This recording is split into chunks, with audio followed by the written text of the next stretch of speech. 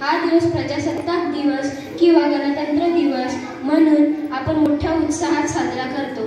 हा दिवस देशाच्या प्रत्येक नागरिकांसाठी आनंदाचा, अभिमानाचा व सन्मानाचा दिवस आहे। या मंगल दिनाच्या तुम्हा सर्वांना हार्दिक शुभेच्छा।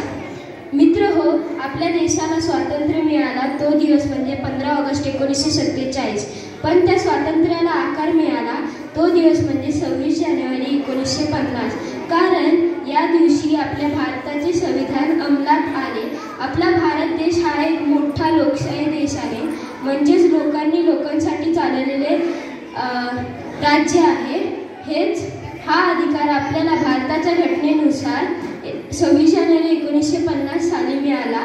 आपल्या भारताचे संविधान जगातले सगळ्यात मोठे लिखित संविधान आहे।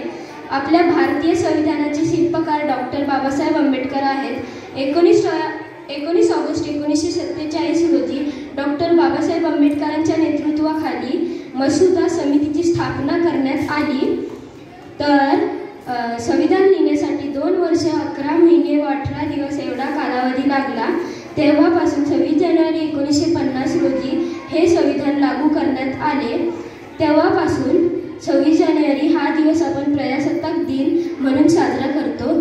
तर या दिनाला साजरा करून आपली जबाबदारी इथेच संपत नाही, तर या दिवशी देशातल्या प्रत्येक भारतीयाने शपथ घेतली पाहिजे की या दिवसापासून तो देशहितकारक कार्य करण्याची प्रतिज्ञा केली पाहिजे। जय हिंद, जय महाराष्ट्र।